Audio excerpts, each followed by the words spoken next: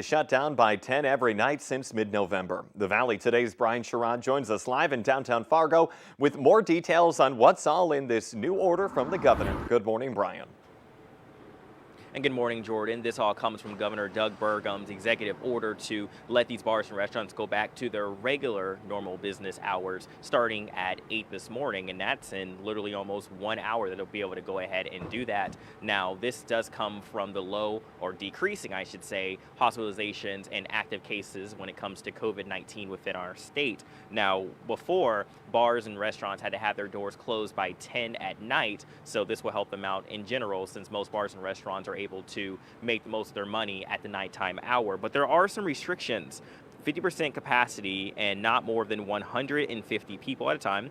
Tables have to be 6 feet apart. Service to seated patrons only. Dance floors are closed, and masks for everyone except when drinking and eating. So those are some of the restrictions to let you know about as well. But again, they're able to go back to their regular normal business hours starting at about 1 hour. Downtown Fargo going to be a lot busier around that midnight hour again. Brian Sherrod reporting live. Thank you. Another thin ice warning out of Minnesota Lakes country. A snowmobile had to be pulled from the bottom of a Becker County lake over the weekend. The Tri-State diving team says the snowmobiler was heading back toward shore on Lake Maud on December 13th when he saw open water and just couldn't stop. The snowmobile was pulled from about 12 feet of water. And those cold temperatures that we need for making ice, well, they're going to be around after today, but also what we have to get ready for after today, some winter weather. Good morning, Lisa. Good morning. Yes, all of those winter weather factors. We've got snow, we've got wind, and we've got cold coming our way here that we want to be prepared for. But before then, we've got one more day of some decent conditions here this morning out at the bus stop. We want to talk about your forecast for today really quick. We're going to see some numbers into the 20s as the kids are waiting out at the bus stop. Not too bad. Want to watch out for some icy patches still on those sidewalks. That will start melting this afternoon. We're going to see a surge of warmth ahead of this system. Temperatures into the 30s, maybe even some 40s in the south and west to start or to end your day here today. But winds will be strong. We're looking at gusts into the 20s and 30s this afternoon. So already seeing those winds pick up as we work our way through the day today ahead of this storm system. So good time to get ready and take care of things you need to. Maybe chip away at some of the ice that developed on your sidewalks with this latest round, even though we're adding more to it coming up here in the forecast. Current winds, not bad. 5 to 15 miles per hour out of the southeast. And again, temperatures not too bad to step out into this morning. Now we've got the warm front moving through. You can see there's some snow detected aloft on the radar. I haven't seen reports of this reaching the ground, though I would be ready for a flake or two just in case this morning as this continues to work through. Behind that will really warm up. And then looking to the north and west from there, that's what's coming our way. You can see that larger shield of snow north of the border. That's where the heaviest snow will likely be because of the track of the system. We'll get the wraparound snow with it heading into the day, overnight tonight and a day tomorrow. And that'll be just enough combined with that wind to cause some real trouble. So here's a look at our impacts from this storm system. We're looking at a wide range of amounts of snow, not the heaviest amounts though here on the U.S. side of the border. We're looking at about a 1 to 6 inch range, higher amounts up to the northeast, and slick roads, of course, developing with this, with the timing of it for tomorrow morning, especially and through the day. And then gusts above 50 miles per hour. That's going to be the number one factor. Everything else will be influenced by this. When it's snowing, the blowing snow will be worst, of course, and we're looking at zero visibility at times. I mean, that's going to be a real factor for us through the day tomorrow. And Arctic cold, sub-zero temperatures by the time we get into the second half of the day, and we're talking dangerous wind chills. So if you haven't done this yet, get that winter survival kit in your vehicle, because here's a look at our wind chill forecast with this.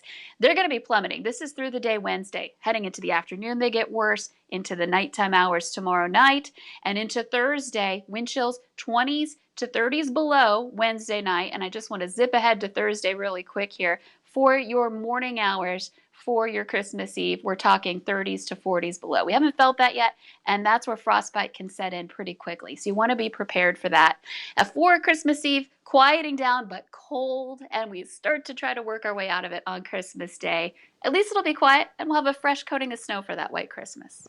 Those wind chills just made me cringe a little bit already this morning. Lisa, thanks for giving us a heads up. Business owners in East Grand Forks are planning a protest fundraiser that has Minnesota written all over it. They're putting up ice houses all along 3rd Street in protest of Governor Walz's mandatory shutdown of indoor dining.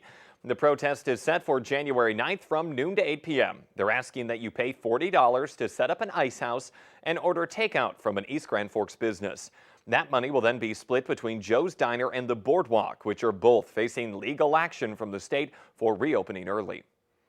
North Dakota's COVID positivity rate is the lowest in months at 4.8%. There are 78 new cases, 2 new deaths. In Minnesota, 1,998 new cases and 22 new deaths. The 7-day positivity rate there, 8.9%. Help is now coming for struggling Americans. Congress passed a COVID relief bill to provide nearly $900 billion in aid. It includes a new round of stimulus checks and an extension of unemployment benefits for Americans.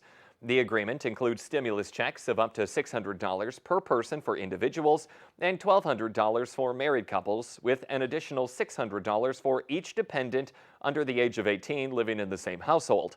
It also extends unemployment insurance and federal unemployment insurance by $300 per week. The bill will now go to President Donald Trump for his signature. A contractor working on the Enbridge Energy Line 3 pipeline project has died in an accident. An Enbridge Energy spokesperson says the accident happened Friday at a construction yard in Hill City, Minnesota. Work in that area was stopped on Friday, but it continued Saturday. Few other details are released, and Enbridge says no more information will be shared while the investigation is going on. Preliminary autopsy results are in on a Cass County inmate who died while in custody.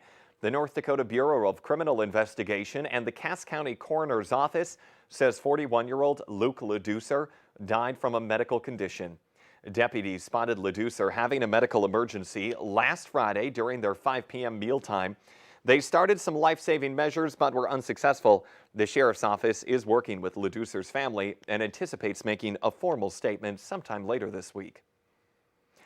A woman in South Fargo is scratching her head over a bizarre case of porch piracy from over the weekend.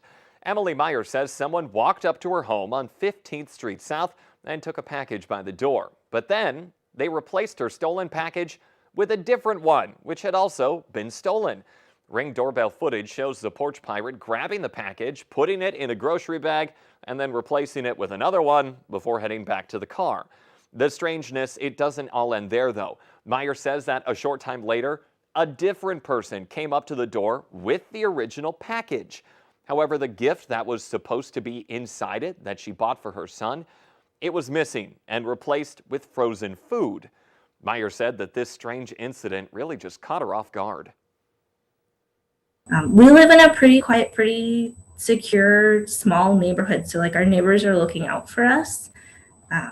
But it takes 2 minutes for something like this to happen. So you should call Fargo Police if you have any information on this bizarre case. Many people have been hit hard by the COVID-19 pandemic, and that includes the Fargo-based Meals on Wheels. Volunteers normally drop off a hot meal Monday through Friday, but last week, the Broadway location lost 8 volunteers, and that's putting a strain on being able to deliver food to the people who need it. The number of referrals has also gone up this year, which creates more routes that need more volunteers. You should contact Valley Senior Services if you can help. Let's get that answer now to our question of the morning on Facebook. That question, this is the worst Christmas gift according to a survey that 26% of people said. The answer, it's a coffee mug. I don't mind a coffee mug. I actually quite like them. But remember, you can play along every day on the Valley News Live Facebook page.